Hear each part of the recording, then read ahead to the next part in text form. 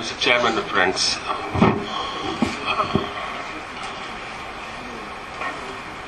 I have circulated not a paper. I would think that it is a note, somewhat detailed. I will not read that also because I don't think this 20 minutes will be enough for even reading that and explaining it. So I will skip much of that and try and explain why is it that Dharampal's work is important in the present context. And before actually doing so, I will, because Dharampal is somebody who is not well known as some of the great men we have been discussing for the 2 days. He is not even known in academic circles. In fact, the academic circles, for the academic circles of India, we should be credited, some of us in Madras and Bangalore, should be credited with having discovered Dharampal for the Academia of India. In 1981 or 80, several years after he wrote some of the very seminal works, we discovered him, in the sense we introduced him, we talked about him, we discussed him, etc. Otherwise, he was not even reviewed in Indian journals, though he had published a very major work on Indian science and technology in the 18th century with an introduction by none other than D.S. Kotari of the UGC, then chairman, and one of the celebrated scientists of this country, an educationist. With that introduction, this book was not reviewed in any journal in India, and nobody knew about it, except some foreign journals had noted it. And it was discovered by some of us, and then we wrote a review, a lengthy review and all that. So there is a need to even talk about his life and his work and so on. There is some brief introduction about his life and work, which I have given in the note, which you may look at. Now, basically, what was he doing? He was a young entrant into the Quit India movement in 1942, at the age of 20 or so. He gave up his studies in Lahore, BSc, which he was pursuing. So he didn't get even his degree. Jumped into the Quit India movement and went through small things, of imprisonment and coming out of it. Nothing very great. Then he got associated with Miraben for some time after independence, tried to do some cooperative village reconstruction, etc. Got married to an English woman, went to England for some time, came back to India, and then was associated with Jayaprakash Narayan, Lohia, and a few other socialist friends of Congress and Gandhian movement. And then was associated with the All India Village network, a kind of All India Panchayat Parishad. And as a member of that, as a general secretary or something of Award and All India Panchayat Parishad, it seems he went round India. This is the story that he has narrated 100 times to us. And he went to some villages in Rajasthan.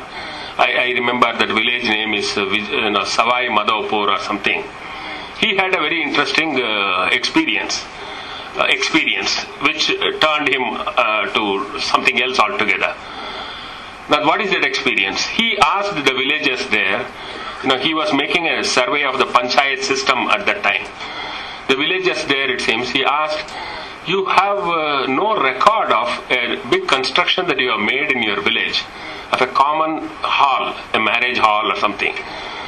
You have constructed it, but there is no record in the village panchayat about it. Why is it that you have not recorded it in the panchayat? It seems he was shocked to know that the villagers responded like this. He says, the villagers told me that this is not a part of, this decision to construct the hall was not a part of the official panchayat, Sarkari panchayat. It seems he asked, what is the, where did you decide this? Then the villagers tell him, now we decide all these matters concerning us in our Bees Biswa Panchayat.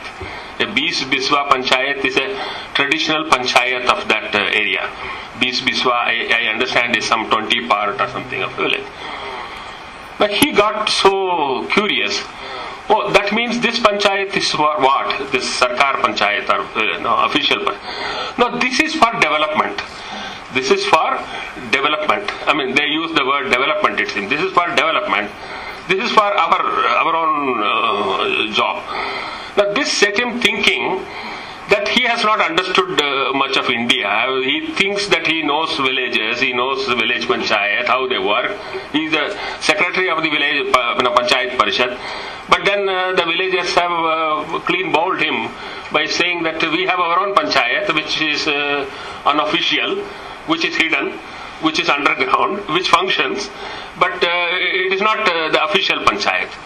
Now, Dharampal says from that day onwards, he started wondering whether we meaning the elite of India, those who have taken responsibilities of providing food, clothing, shelter, and then restructuring the society, who have taken the big burden of so many crores of people, at that time it was 40 crores or something, and who keep complaining about the backwardness of our people, their their ways and their rigidity, their caste system, and this and that, whether we have really understood our people, whether we understand how they think, how they function, what they want, what their seekings are, their priorities are, how they would go about doing their work if they are given some freedom and resources, etc. Then he said this, he says that he tried to understand the real India in his own way. That is, he tried to understand, his reasoning was, had it been, had this society been alive and functioning before the colonial rule entered here, can we get a glimpse of that? You see, because right now you may not be able to get how the proper functioning Indian society is operating. So his hunch was that there must be something in our records, in our past, whatever, that will give us an indication of what was the nature of society before India came under the British conquest. So he went into a search of archives, and how he did it, it's all very fantastic, adventurous story. Because he has no training in archival research, he has no training in historical research, he doesn't know how to take down notes. It seems he had to struggle through years, some 40 years, getting records from the India Office there, British Museum, Indian Archives. And the result was that when he went through these records, he began to see a big story, a very, very interesting story unfolding before himself of the nature of Indian society, its various institutions, how they operate, all from British generated archives, and not our own indigenous record, because he had no knowledge of Sanskrit. He had some working knowledge of Hindi, definitely, but not Sanskrit. And there are no other records that he could lay, other Indian languages, etc. So he depended entirely on British generated records of 18th century.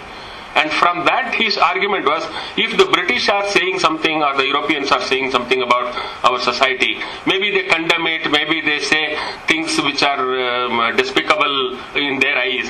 But if we read between lines, we may be able to see what is the nature of society that was operating here, etc. So he reconstructed like that, and on the basis of that, he published first 1962 or so, 66 I think, the Madras Panchayat system, which is basically a work not on archives alone, but of some field visits to Tamil Nadu Panchayats. 1971 he published a work called Indian Science and Technology in the 18th century, which is a major work in my view. And after that, 1971, the same year, he published a very, very interesting document, which again is to be, discussed at great length, but I have no time. This is about civil disobedience and Indian tradition. Now, when he read Mahatma Gandhi, it seems he had a feeling that Mahatma Gandhi's civil disobedience, satyagraha, he could not have taken from Toru or some Tolstoy farm or something. It must have been inspired by some Indian traditional methods.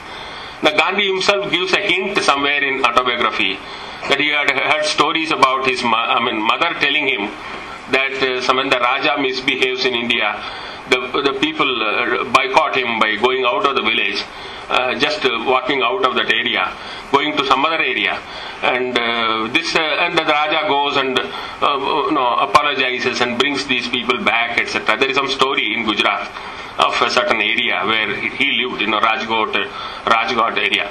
So Gandhi, it seems, mentioned it somewhere. Now, Dharampal's view was that maybe there is some record that can show this.